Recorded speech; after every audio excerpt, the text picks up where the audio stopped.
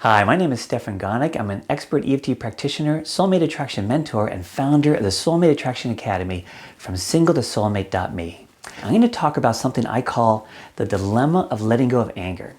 And this is a situation where you're angry at somebody and you feel stuck in it. You feel stuck in the anger. Like you're staying angry at this person for a long time and it doesn't seem to be anything you can do to let go of it, right? I mean, this could have been going on for years, decades. Or just months or whatever. It could be something that's fairly recent. It could be something that has been going on for a really long time. And it can be particularly confusing for anybody who knows EFT because EFT usually is great for releasing negative emotions. That's the whole point of EFT, right? So if you're angry at somebody, usually you think, well, even though I'm angry at so-and-so for something, right? Let's say, they...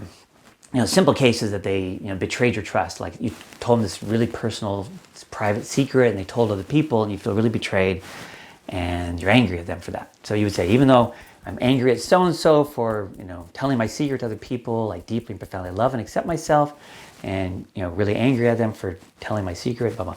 And you would tap and it would release all the anger. Done, right? Often that's exactly how it goes. You feel the anger, you get in touch with what it is, what it's about, you tap on that, and it clears it out. But there's other cases where you can tap for 2 hours on exactly that. You identify what it is, what it's about, and you tap and tap, and it doesn't budge. You stay just as angry. So it's like, what can be going on here, right? Why would anger get stuck in our system like that? Well, in this case, there's something very particular going on that keeps us stuck in the anger. And what it is in this situation is that there's a part of us that subconsciously feels that my anger, in a sort of a cosmic justice sort of way, is the only thing keeping that person accountable for what they did to me. So think about that for a minute. Let's say somebody did something really bad. That was really bad. I mean, no denying it was really bad. It wasn't a matter of viewpoint or anything. It was really bad. And you're very legitimately angry at this person. And maybe a long time has gone by and they seem to be fine, right? No consequences to them. They're fine. And you maybe haven't even recovered from what they did to you. Or maybe you did recover, you did heal it, but you still have this anger. And that's because the anger feels like it is keeping them accountable. That if you were to let go of this anger, it'd be as if what they did was okay. It didn't matter. And they, quote, got away with it. Like I need to subconsciously hold on to this anger to keep them accountable, to keep telling the universe that what they did was wrong and bad, right? And the problem with that is, I mean, in some sense it makes sense. It's like, yeah, I'm still angry at them because what they did was wrong and bad, and my anger is the message that what they did was wrong and bad. But the problem is that your anger to them, like assuming this person's not in your life, isn't doing anything to them, right? Continuing to have this anger inside of you is hurting you. It's eating away at you inside. It can even affect your health. It certainly affects your peace of mind and things like that. So the question is how do we work with this then? Because staying angry, feels like it was keeping them accountable. Letting go of the anger feels like it lets them off the hook.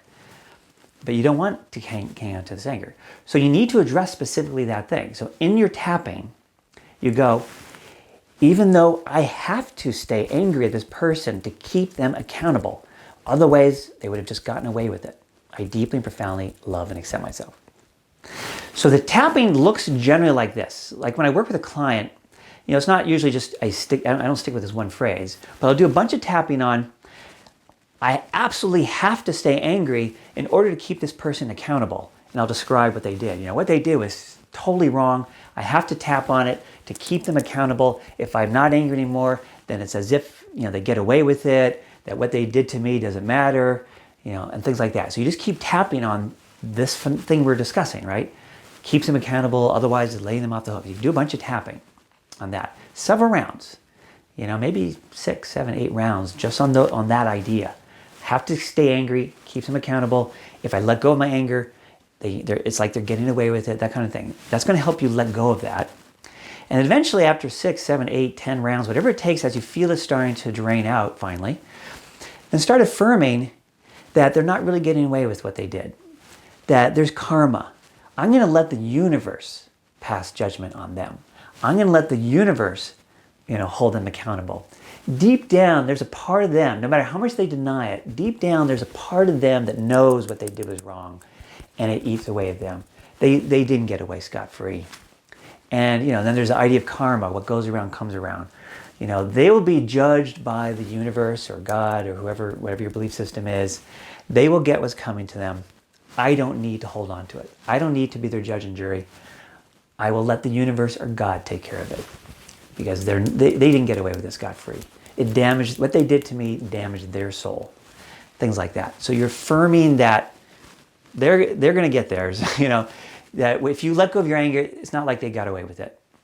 The universe, God, karma, whatever your belief system is, will take care of it.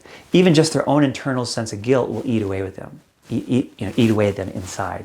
So they're not getting away with it scot-free. So if you do a bunch of tapping like that, you can usually let go of this thing, your anger, this stuck anger, pretty readily, because you're addressing what's been anchoring it in place, right? What's been really holding it in place.